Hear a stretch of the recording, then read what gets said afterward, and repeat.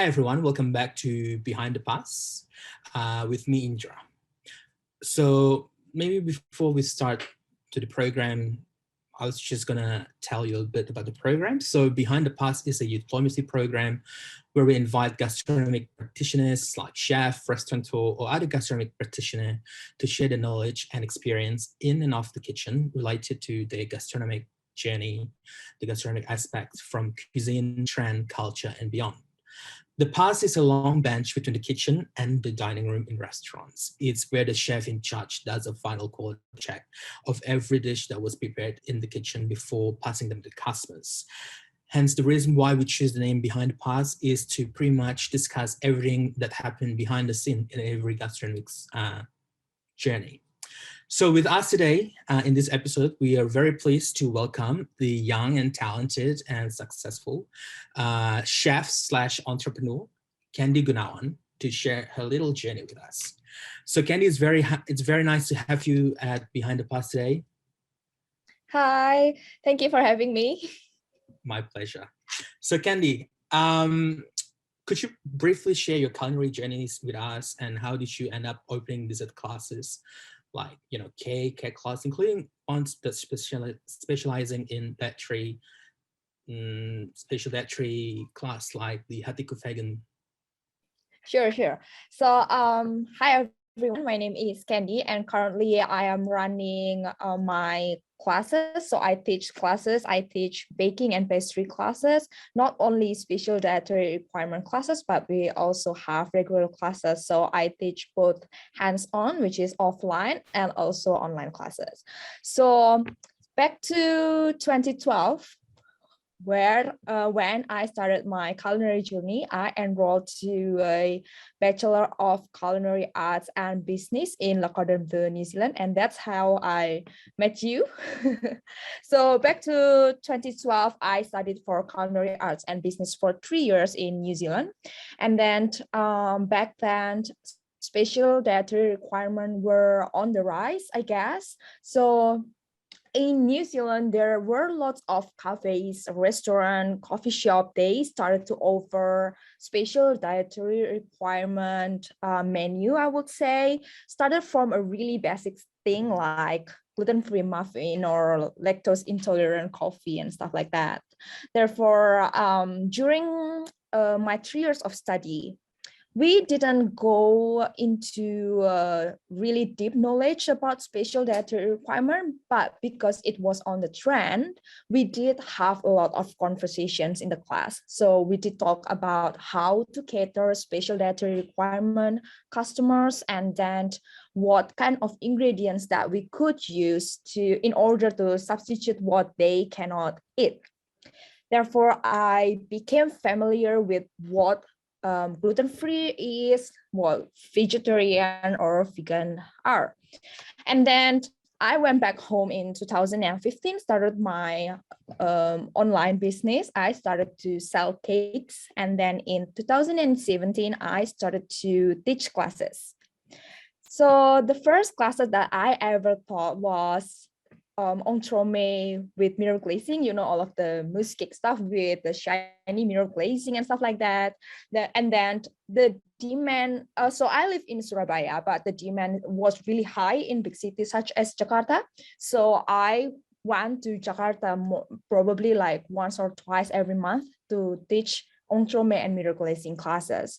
And then in 2017, I guess gluten-free baking was started to be known by people in big cities such as Jakarta. So they asked about this kind of baking, and I knew about that. So I just talked from my experience because I'm a curious person. Therefore, I learned a lot at home, like, okay, how to substitute gluten and stuff like that without knowing that there was a demand in the market.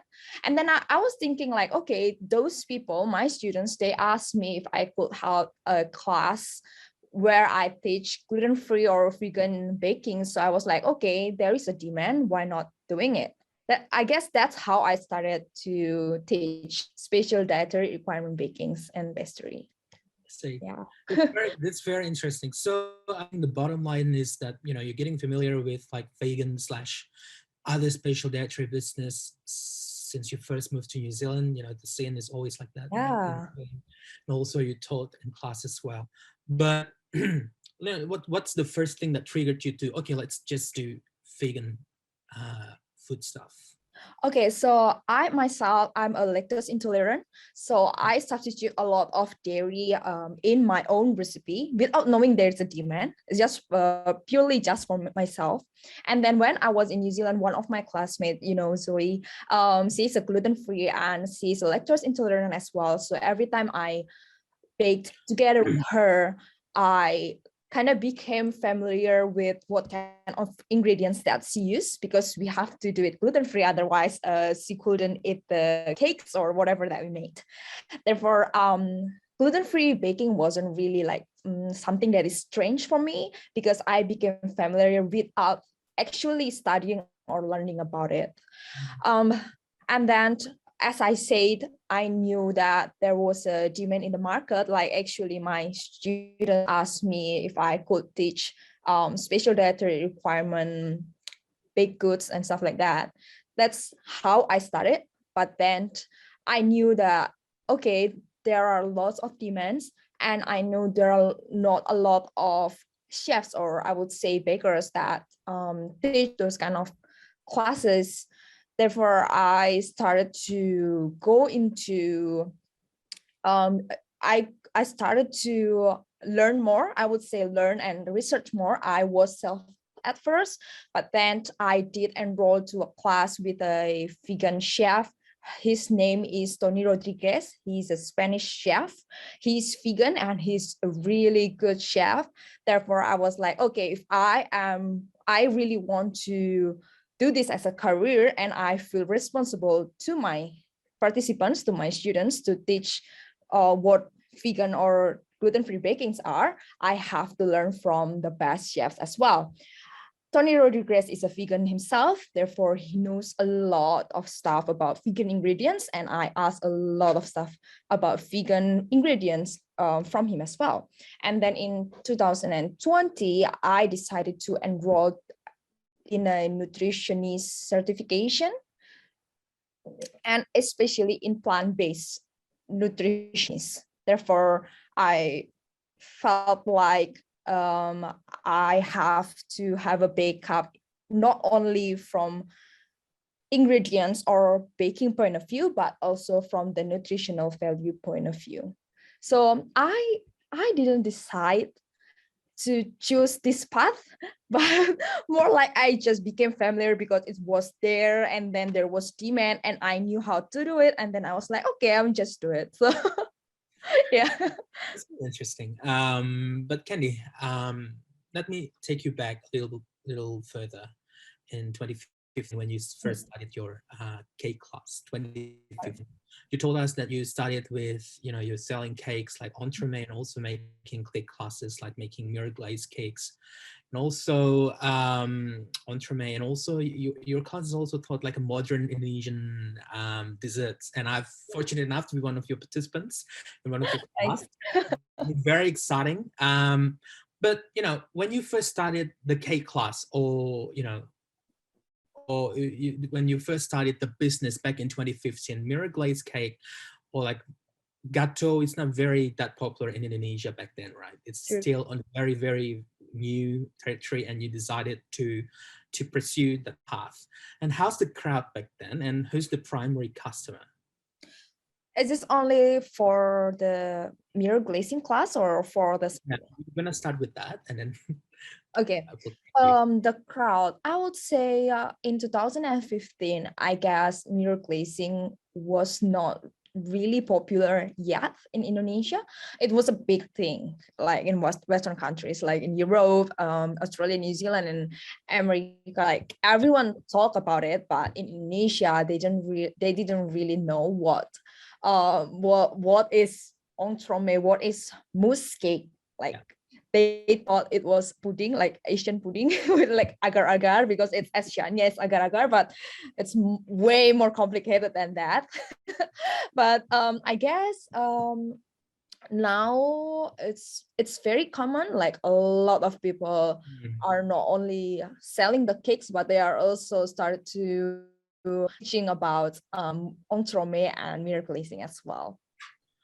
But to be honest with you, if we want to talk about, you know, gluten-free diet, not lactose intolerant, I think, you know, gato or like mirror cakes, sorry, petit gâteau and stuff like that also could be considered like a gluten-free cakes, right? Yeah, Mm. like very possible, because like, you know, the base, like the cake base, if we do dakwa, which is like it's naturally gluten-free, it is a gluten-free cake. But maybe back then, because not many people knew about Mm. entremet as well, they they were thinking gluten-free cake as a, like, you know, I want chiffon cake but without the gluten, like I want birthday cake but without the gluten. So I guess that's why the first ever gluten-free classes that I started was it's a birthday cake, brownie, and also like a rustic lemon and raspberry cake, because Okay. that's what the market wanted. Mm. And you know, if we want to talk about the you know, the special dietary business, so you know, the customers, the demography, are they different, or you know, they're pretty much the same customers, like the demographic group, or the same from the same group? If we talk about demographic, I think pretty much the same. So most of my market, most of them are in their 20s to early 40s, I guess. But for special dietary requirement, what I look at is like um those who are in their 20s or 30s, most of them, I'm not saying like all of them, but most of them, they are so they are interested in special dietary requirement baking, because this is a trend. Like celebrities, influencers, everyone is doing, I'm gluten free, I'm vegan, I'm a vegetarian, okay, like stuff like that. So most of them are because of the trends. And then for those who are there in their like 40s or 50s, it's more because of health reason. Like they have to omit some stuff, some ingredients from their diet. Like they are recommended to omit dairy in their diet, or gluten and stuff like that. But also I have a lot of new moms that their kids cannot consume certain ingredients.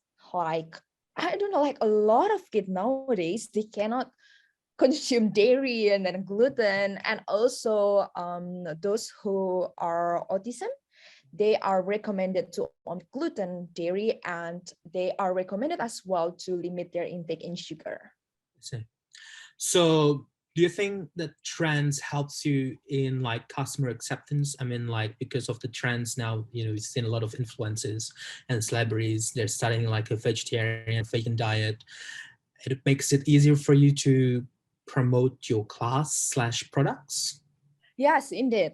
Because okay, let's compare to 2017 when I started my first special dietary requirement classes. They are asking like, so they enroll to the class, but they asked me like, what is gluten free? And I was like, you enrolled to this class, why you didn't research it at first? But they were like, well, gluten free is on the rise, so I guess I'm just going to enroll to the class and ask you what gluten free is. But nowadays, they, before they came to my classes, they knew what gluten free is, they knew what vegan is. So that's the difference. Like, I guess because it's like it's on the market, the trends are everywhere, so it's a everybody knowledge to know like what is gluten free and what is vegan. But still, I still have to educate some of the customers as well, because I don't know how they get the idea that vegan equals gluten free. So some of them will say like, what, why do you have plain flour in vegan baking? It's not vegan. And I was like, yes, it is, because vegan means like you don't consume anything that is produced by animal, or if it is animal product. But gluten-free itself, it means that you don't consume gluten, which is from from flour. So it's totally totally different thing. Yeah, it's a totally different thing. Like a gluten-free is pretty much, you can say it could be not vegan, but vegan, Yeah. not gluten, vice versa. Yes. And Yes. some Yes. people still lost in translations. Yes, that's true. But Okay. yeah, as you said, I mean, like influencers and trends definitely help with the market because people educate themselves. Eventually, they did research and then basically they just heard what their friends or their favorite celebrities and favorite influencers say about this kind of diets. That's really interesting. It's kind of surprising, not really surprising, because like some people still think, like even member of my family still think that vegan equals to gluten free, gluten free equals to vegan. So it's not surprising, but not that surprising. Okay, let me just take you back again. In the beginning, you told us that in some ingredients it's different for like vegan stuff or gluten-free stuff. They use definitely different ingredients, right? Sure. Because they can't consume certain amount of, I'm sorry, certain type of products, and you have to find a substitute for that. True. Speaking from experience, living in Indonesia, we don't have the luxury of access to some of the ingredients that we've seen in Western recipes. And I think seeing that you learn most of your recipes from like Western/European pâtissier or chefs. So do you find any difficulties in like finding those ingredients in Indonesia, especially in Surabaya? Okay, probably at first, because as you said, I learned everything based from the Western recipes. Mm. Therefore, like the most common ingredient to substitute plain flour is almond flour or like hazelnut flour and stuff like that, which is like you can find it in Indonesia, but it's really, really expensive. Yeah. But then I was like, wait, but gluten-free means omit the gluten, right? Doesn't mean that you have to use nut flour. And then I started to research more about what can I use to substitute gluten. And man, Indonesia, we are so blessed with so many good ingredients. Like now, my most common flour for gluten-free baking is rice flour. It's really cheap here. It's Yeah. really cheap, and then the texture is really, really good. Like I made chiffon cake using rice flour. It's really moist, like Still so the airy yeah, texture. Okay. airy, moist, and it's really, really soft. And then for dairy, dairy substitute, we have soy milk everywhere, and it's really, really cheap. Yeah. You So have I a was like, good soy milk maker too, traditional home. yeah. Yeah. Yeah, and I was like, at first I was like, oh, gluten-free baking will be really expensive in here, like vegan baking will be really expensive. And then I was like, no, like we have all of these ingredients. In fact, traditional desserts, traditional cakes, Indonesian traditional cakes, most of them are naturally vegan Mm. and gluten-free because they were made Yeah. of rice flour, coconut milk, and sugar. So True. Oh, yeah. yeah. Yeah, that's why when my students ask me like, okay, I want to enroll to this vegan and gluten-free baking, but I think it will be really expensive for the ingredients because my market is not like a high-end market. I don't know if I can afford the ingredients and sell to my market. And I was like, you buy rice flour, right? Okay, like how much is it? It's really cheap. Yeah. So yeah, I use rice flour and soy milk. We can find any kind of soy milk here. You can find soy milk from, I don't know how to say, like abang-abang. Yeah, Yeah, the like food vendors and stuff. yeah, like Yeah. from the local, and then also from supermarket as well. And you have a lot of local brands in supermarket, and it's affordable, Yeah. really affordable. So yeah, I guess for ingredients it's not a problem in Indonesia. We are blessed with a lot of good ingredients. I really like how Candy always think about, the factor X, because I knew Candy for almost a decade now, and she always think outside of the box in a me. Like I wouldn't think like naturally a lot of Indonesian cuisine is actually vegan and gluten-free, right? It is. But people doesn't realize it yet. But I think you also implicates that there's a stigma of making special dietary business, special dietary food like gluten-free cakes and vegan food tends to be expensive because on the early days, like 10 years, 5 years ago, it is kind of expensive, right? Yes. And do you think it's an obstacle for your business moving forward these days, or people are now more literate about Mm, I think nowadays it's not really a problem because in the past 2 or 3 years, there were a lot of new local products that is naturally vegan and gluten free. And then I guess they just realized that they are actually naturally vegan and gluten free, such as cassava flour and then banana flour and stuff like that. And they started oh, we have banana flour? yeah. There's one factory in Bali. And then yeah, it's a really good one. And then they started to market themselves as, look, we are gluten free and we are vegan. And then from there, I guess lots of bakers have the knowledge that, oh, we have this kind of flour in Indonesia, local flour in Indonesia. And I guess everything that is local will not be as expensive as if, for example, we bought Bob's Mill flour from the US. So yeah, it's not really a problem. So I guess one of the objective of your vegan cake class is also to teach local ingredients to your participants. That's not the main purpose yet. I would love to, because sometimes I still have to incorporate some of the important ingredients, but I think that's a good idea to start with. Yeah, but that's I always have a lot of appreciation with local product, and I really love local flavors, and I always encourage my students to use local products as much as we can, because as I said, we have plenty of good ingredients. So yeah, that was never the main purpose, but I always incorporate local products in my classes. I see. That's really nice to see, chef who focus on, local, organic, hopefully, ingredients, because we see a lot of people wants to change their diet into vegan/vegetarian, save the planet. But the thing is, most of the ingredients they're purchasing are imported, which like the carbon footprint it's higher than average tempeh per se. That's Right? true. That's true. Okay. So I know that in I think in all business there's challenges and barriers in running your business. If you could tell us like what is your challenges in running this special dietary business in Indonesia, and how do you overcome it?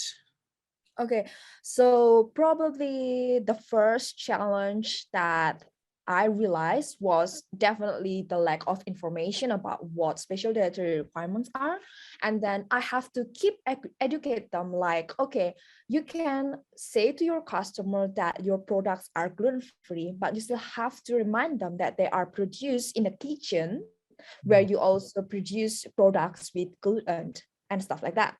And then I also have to remind them, I wouldn't say like educate them, but remind them that if someone asks you, can I eat this? Like, can I eat your product because I have this kind of disease? I would say just ask them what kind of ingredients that you are recommended not to take, rather than being a doctor and said, yeah, you'll be healthy eating my cakes and stuff like that. Because that happened to me as well. For example, when I said a lot of moms with autism kids came to me and I said, my kids have an autism, and then I have to omit this kind of ingredients. This mom and that mom, they have different recommendation from the doctor.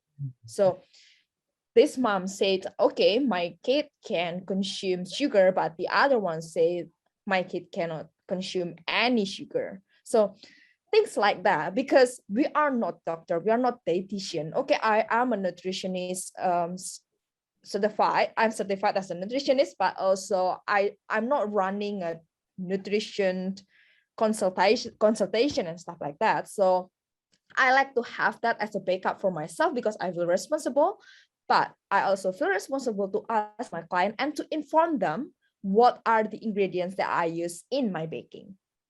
Just to, I don't want them to have misconception about, okay, vegan means healthy, gluten-free means healthy. Also the diet culture, like I have a lot of customers send us a DM and said, okay, your cake is vegan and gluten-free. It means that I will be skinny eating your cake. And I was like, no. So I had to send them a lot of articles about vegan baking, about diet and stuff like that. I guess that's just like a lot of misunderstanding about diet culture in the society. So that's my main struggle because it involves other people as well. And it involves their well-being. I think that's the first one. So how I overcome it, I like to educate my customer from, for example, I made a really concise story about what is gluten-free, what is vegan. And then when they ask me something, I would send them an article from Google, like from a reliable article, rather than I'm just explaining from what I know from my point of view. So I think it's safe to say that if you committed yourself to run this special dietary business, you also have to be committed to educate the customer as well. Yes, and educate yourself. And educate yourself too. Yeah. Because some people, they just, they just profit oriented. They don't really do education, like they don't really educate the customers about the, the real reason, like not the real reason, sorry, like the real potential, like allergens or the misconception of what they have in mind about your product and stuff like that. So that's also important. Well, you're a gastronomic practitioner. You also Bachelor of Culinary Arts and Business, which I think in Indonesia is not that much of people with the degree in culinary arts and business. Fair enough, there's a lot of people with business degree, but not culinary arts, I would say. And I think I think I'm asking the right speaker when I say, do you think like this business will be sustainable in the future? Because we've seen a lot of food business in Indonesia. There tends to be like a very trend oriented rather than like product wise oriented. Say we have a lot of martabak vendors in Indonesia back in 2015, 2016. It was really huge. And we've seen a lot of martabak vendors everywhere, and not just the traditional vendors, but also the modern kind of vendors with like, a lot of toppings, unhealthy toppings, I must say, like chocolates and stuff like that. But 3-4 years later, it's not really sustaining. There's not much left. And with this kind of business, the special dietary business, I know that the market is there, but do you think this business is promising? It is sustainable? In my opinion, yes.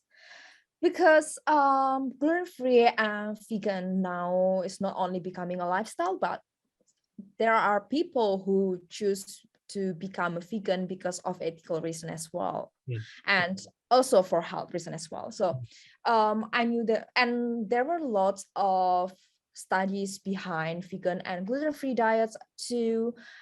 That's why a lot of doctor and dietitian also encourage their patients, if they need to be gluten-free and to be vegan, or at least to omit some ingredients in their diet. Not doesn't necessarily have to be 100% vegan, so there are lots of study about it, and then becomes not only trend but becomes a lifestyle. So yes, I think it will be a really big thing, because I could see myself from 5 years ago and until now. I'm not a vegan, but I would say there are lots of new vegan products and market now. And as we can say that now we can see like big brands, let's say fast food restaurants, McDonald's, Burger King, they also offer vegan options. Milo, they have vegan Milo, not in Indonesia yet, but it's in Thailand, I guess. But I mean, now that we see big brands are really considering to offer vegan options, we know that this is a thing. I know that now probably it's still a really niche market, but in 5, 10, 15 years, I think it will be something that will be available everywhere.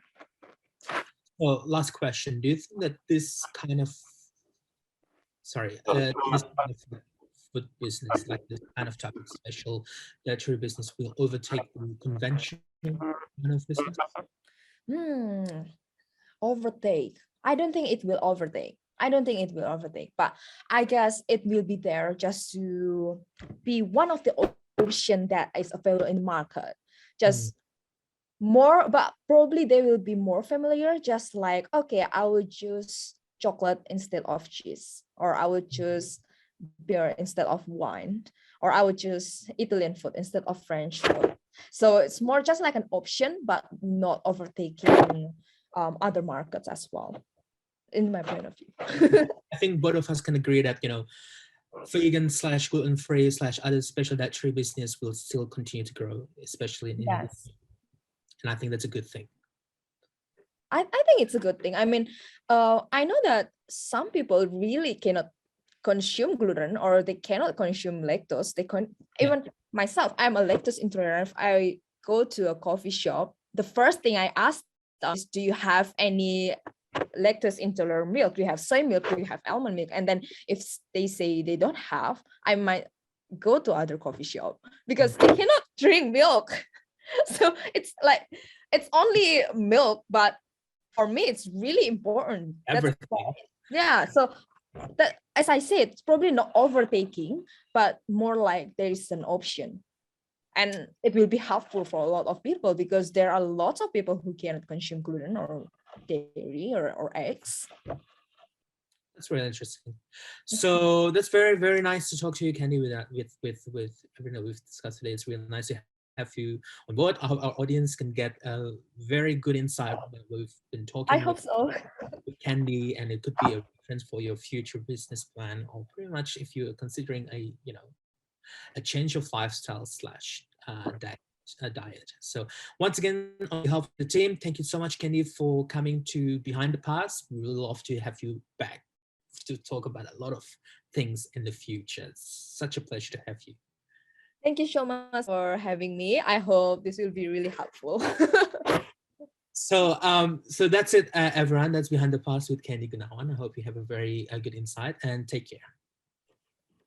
Thank you.